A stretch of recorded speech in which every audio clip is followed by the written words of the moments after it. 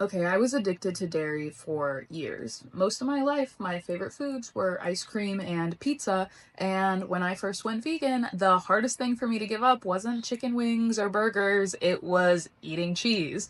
And I really started to question, why do I care so much about dairy? Why is this something that I feel like personally identified with? Like, I feel like part of my identity before I went vegan was somebody who loved cheese, and that was an activity, right? Like cheese tasting and all of these really core, like, social aspects of my life revolved around food, and that food revolved around dairy. And I really started to question, why is my favorite food and so many other people's favorite food pizza or ice cream? And why is it so hard to give up? In fact, when I first went vegan, I cheated for months on dairy because I literally couldn't stop going back to it. And that's when it really started to click for me that this was an addiction. And it wasn't just clicking for me, it is scientifically proven that dairy has something called casein protein, which breaks down in the body into casomorphins.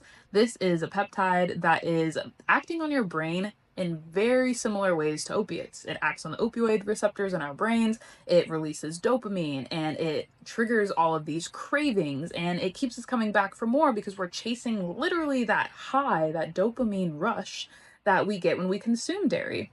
And to me, it is absolutely obscene the amount of money that the US government is putting into making young people believe that they need dairy. And the government is scared right now. They've been pumping billions and billions of dollars into agriculture, specifically animal agriculture, and people aren't buying it the way that they used to. And the reason we're not buying it is because we know America has the highest rates of heart disease and diabetes, and these are oftentimes diseases that are preventable, that are caused by the way that we're eating, and people are waking up. We're able to see that these promotional efforts are just that.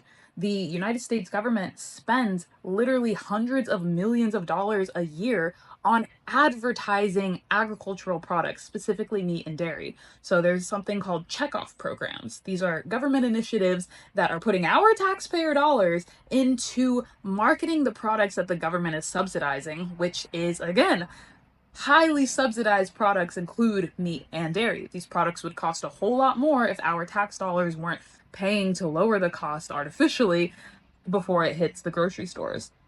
And the US Department of Agriculture, just as an example, contributes over $500 million annually to meat and dairy checkoff programs. These are programs that heavily market animal products. So I'm sure if you grew up in the US and you are like paying attention to the world, like have your head out of the sand, you have heard of the Got Milk campaign.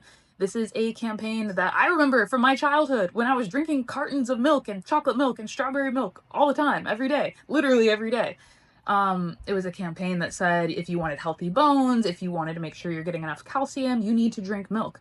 And this is fundamentally not correct. Like, if you need to get enough calcium every day, if you're drinking soy milk or almond milk, you are probably getting more calcium than if you're drinking dairy milk, cow's milk. So right off the bat, it is misleading. It is not the only way to get the calcium that we need, and yet that's what they chose for the campaign. So it's like, okay, why are we buying this? Why are we consuming so much dairy and so much milk in our daily lives? And it's because the government is literally paying influencers, people like Aubrey Plaza and Hailey Bieber, got them checks for those Got Milk campaigns. They are getting paid a lot of money because the rate at which Americans are consuming dairy products is falling off. The US government is freaking out because Gen Z and Gen Alpha are consuming way less dairy than people were consuming even 20, 30 years ago. And so they're scrambling.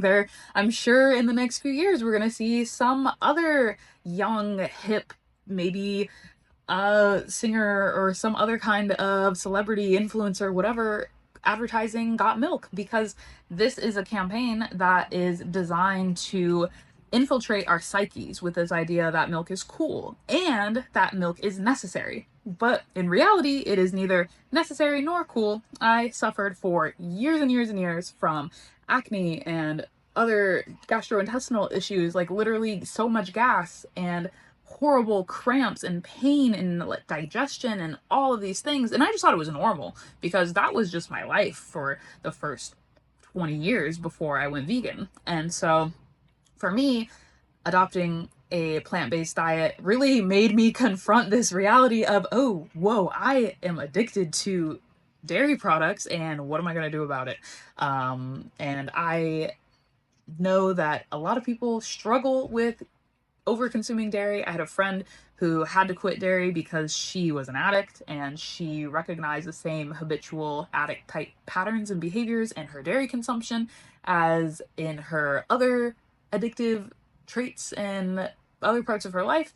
And cutting out dairy was a way for her to ensure that she stayed clean across the board, because these triggers, these impulses, these cravings are super, super insidious. And I've gone through it. I've helped dozens of people go vegan and adopt a plant-based lifestyle. And I would love to help you as well if you are still on the journey, if you need somebody to talk to and work through a meal plan and figure out what to cook and how to make it taste good and how to reconcile some of these inner feelings and inner turmoil. I would love to help you. You can join my free community, The Plant Powered Path, or schedule a one-on-one with me, and we can dive deep into all things plant-based with a lot of love and compassion. And don't eat dairy, kids.